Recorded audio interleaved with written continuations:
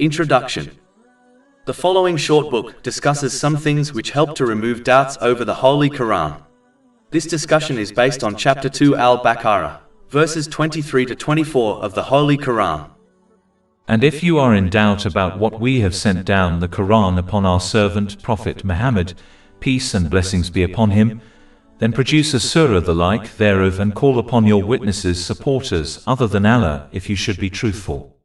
But if you do not, and you will never be able to, then fear the fire whose fuel is people and stones, prepared for the disbelievers. Implementing the lessons discussed will aid a Muslim to adopt positive characteristics. Adopting positive characteristics leads to peace of mind and body. Removing doubts over the Quran. Chapter 2 Al-Baqarah, verses 23 to 24.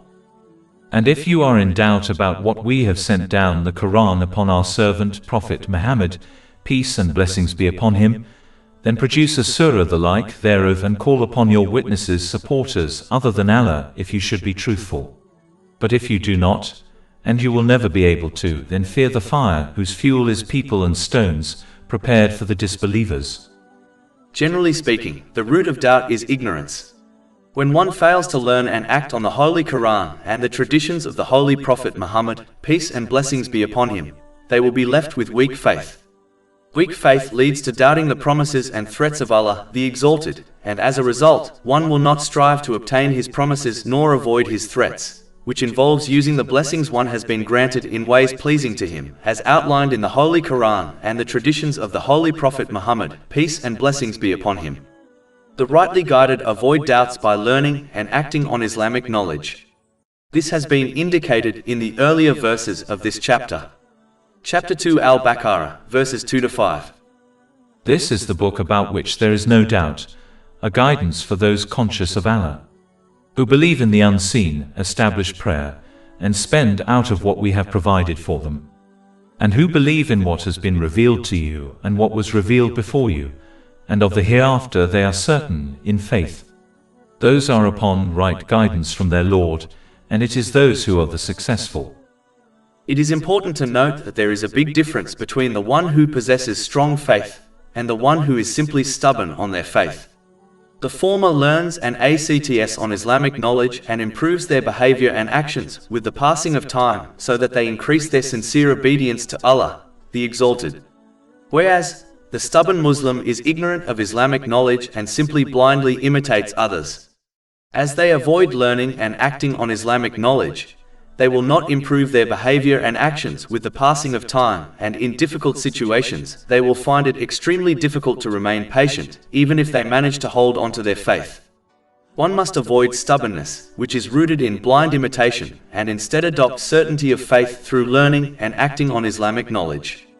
This will ensure they remain firm on the sincere obedience of Allah, the Exalted, in all situations and far away from any doubts which can corrupt their faith. Chapter 2 Al-Baqarah, verse 23. And if you are in doubt about what we have sent down the Quran upon our servant Prophet Muhammad, peace and blessings be upon him. The next thing to note is that the highest station a person can achieve is being a devoted servant of Allah, the Exalted. If there was a higher rank than this, Allah, the Exalted, would have called the Holy Prophet Muhammad, peace and blessings be upon him, according to it. Even prophethood itself is rooted in servanthood to Allah, the Exalted. It is the very reason why the station of prophethood is so high and lofty. One must therefore avoid worldly ranks, which are fickle by nature and lead to nothing but stress and trouble in both worlds. This has been indicated in a hadith found in Jami at-Tirmidhi, number 2376.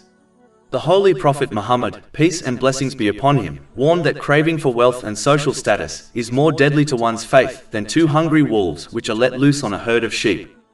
The one who behaves in this manner will ignore the obedience of Allah, the Exalted, and as a result, they will lead a difficult life in both worlds, even if they have the world at their feet. Chapter 20 Taha, verses 124 to 126. And whoever turns away from my remembrance, indeed he will have a depressed, i.e. difficult life, and we will gather, i.e. raise him on the day of resurrection blind. He will say, My Lord, why have you raised me blind while I was once seeing? Allah will say, Thus did our signs come to you and you forgot, i.e. disregarded them, and thus will you this day be forgotten. Instead, one must strive to achieve the highest rank possible by becoming a sincere servant of Allah, the Exalted. This is only achieved when one practically follows in the footsteps of the greatest servant of Allah, the Exalted, the Holy Prophet Muhammad, peace and blessings be upon him. Chapter 3 Ali Imran, verse 31. Say, Prophet Muhammad, peace and blessings be upon him, if you should love Allah then follow me, so Allah will love you and forgive you your sins.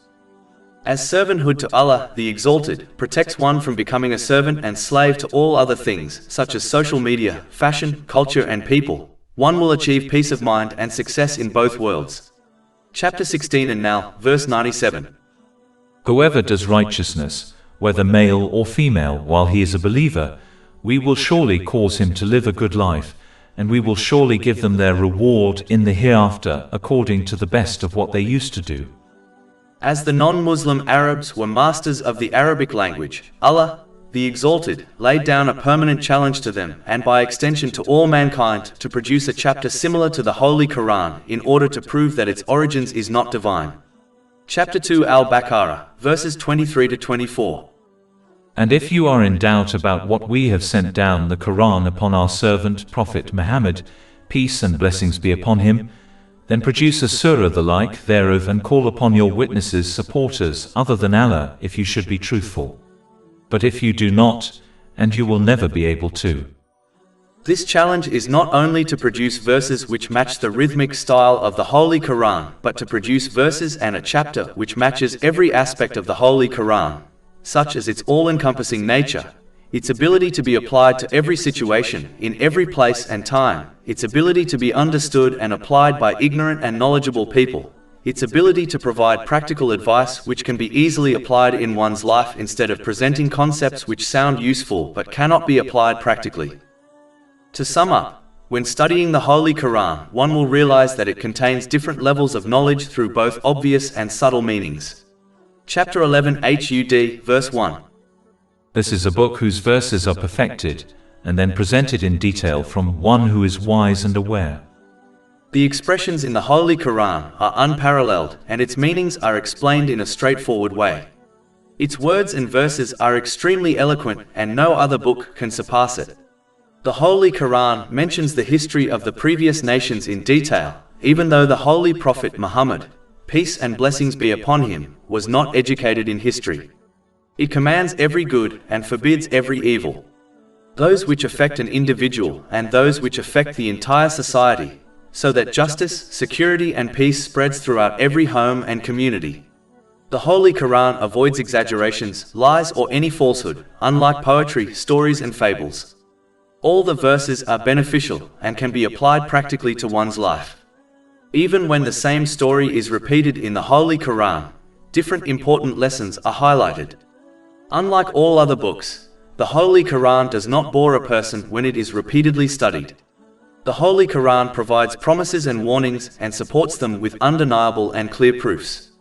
When the Holy Quran discusses something which can seem abstract, such as adopting patience, it always provides a simple and practical way of implementing it into one's life. It encourages people to fulfill the purpose of their creation, which involves sincerely obeying Allah, the Exalted, by using the blessings they have been granted in ways pleasing to Him, thereby ensuring they obtain peace of mind and success in both worlds. It makes the straight path obvious and appealing to the one who desires peace of mind and real success in both worlds. The knowledge of the Holy Quran is timeless, as it can be applied to every society and age.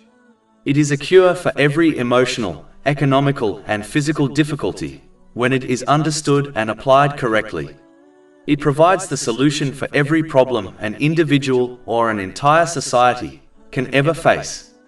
One only needs to observe history and how the societies which implemented the teachings of the Holy Quran correctly benefited from its all-encompassing and timeless teachings. Centuries have passed, yet not a single letter has been changed in the Holy Quran, as Allah, the Exalted, promised to preserve it. No other book in history possesses this quality. Chapter 15 Al-Hijr, verse 9. Indeed, it is we who sent down the message, i.e. the Quran, and indeed we will be its guardian. Allah, the Exalted, discussed the root problems found within a community and detailed the practical remedy for all of them. By correcting root problems, the countless branch problems which stem from them would automatically be corrected. This is how the Holy Quran addressed all the things a person and society need to succeed in both worlds. Chapter 16 and now, verse 89. And we have sent down to you the book as clarification for all things. This is the greatest timeless miracle Allah, the Exalted, bestowed upon His final holy Prophet Muhammad, peace and blessings be upon him. But only those who seek and act on the truth will benefit from it, whereas those who seek their desires and cherry-pick from it will only encounter loss in both worlds. Chapter 17 Al-Isra, verse 82. And we send down of the Quran that which is healing and mercy for the believers, but it does not increase the wrongdoers except in loss. And chapter 2 Al-Baqarah, verses 23 to 24. And if you are in doubt about what we have sent down the Quran upon our servant Prophet Muhammad, peace and blessings be upon him, then produce a surah the like thereof and call upon your witnesses supporters other than Allah if you should be truthful.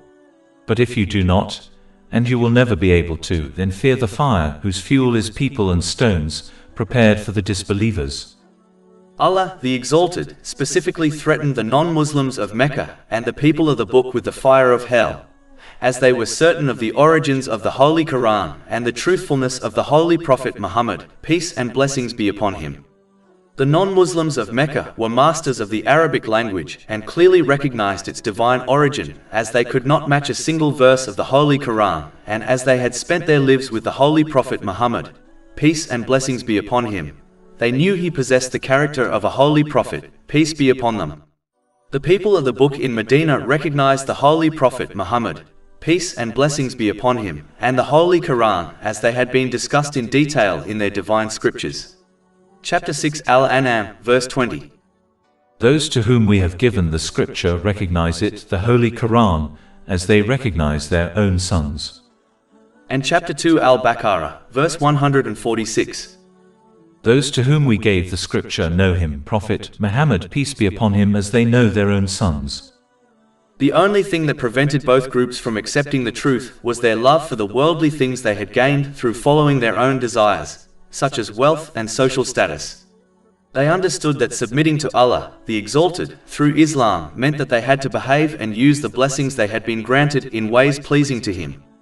As their desires for worldly things were too strong, they rejected Islam. Chapter 2 Al-Baqarah, verse 24. Then fear the fire whose fuel is people and stones, prepared for the disbelievers. Generally speaking, the fire is the abode of the disbelievers as they fail to fulfill the purpose of their creation. Chapter 51 Ad-Dariyat, verse 56. And I did not create the jinn and mankind except to worship, obey me. Just like an item which fails to fulfill its purpose of creation is labeled a failure and is discarded, so will the invention named human be discarded on the Day of Judgment if they fail to fulfill their purpose of creation. Over 400 free ebooks, audiobooks, infographics, podcasts and blogs available on our website, www.shaykhpod.com.